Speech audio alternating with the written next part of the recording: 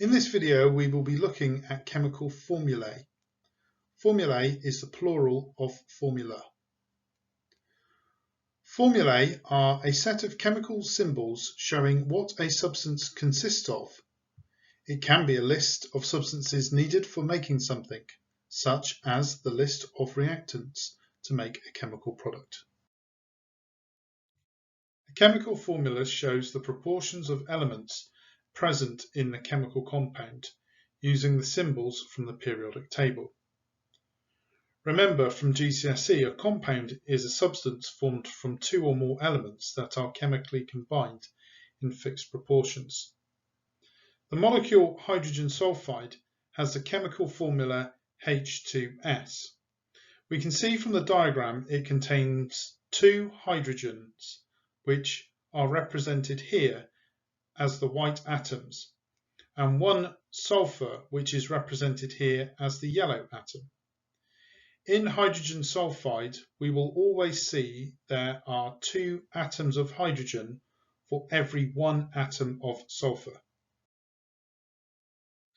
A molecular formula is a formula which simply gives the type and number of atoms present.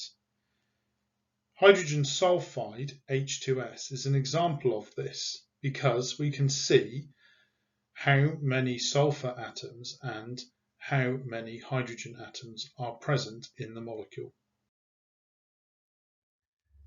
An empirical formula is a chemical formula that shows the simplest ratio of atoms in a molecule. Ethane is made up of carbon and hydrogen and has the molecular formula C2H6.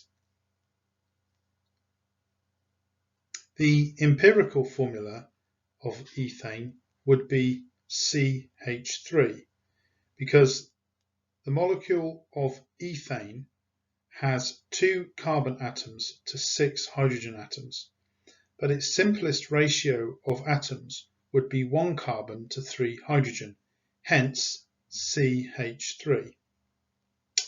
A molecular formula is always a simple multiple of the empirical formula.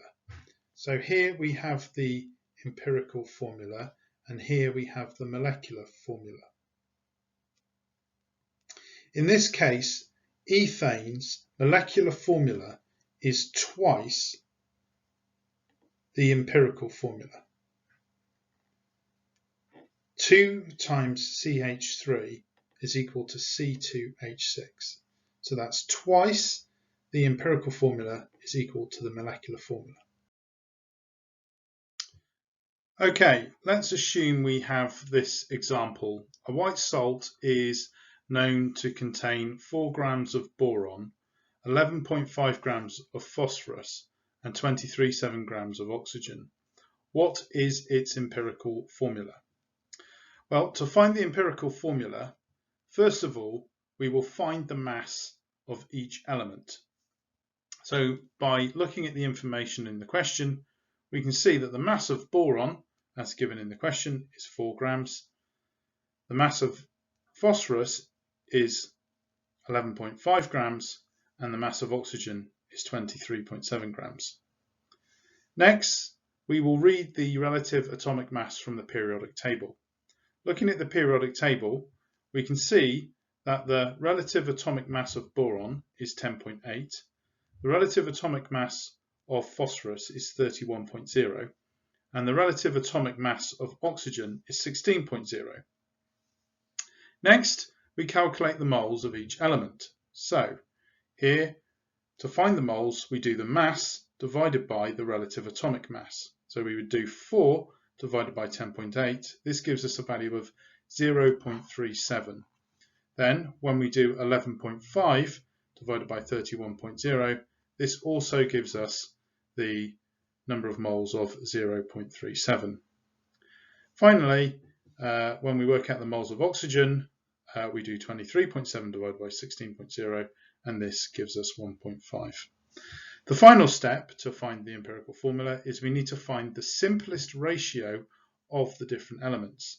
So to find the simplest ratio, we would divide by the smallest number of moles, which in our case is 0.37.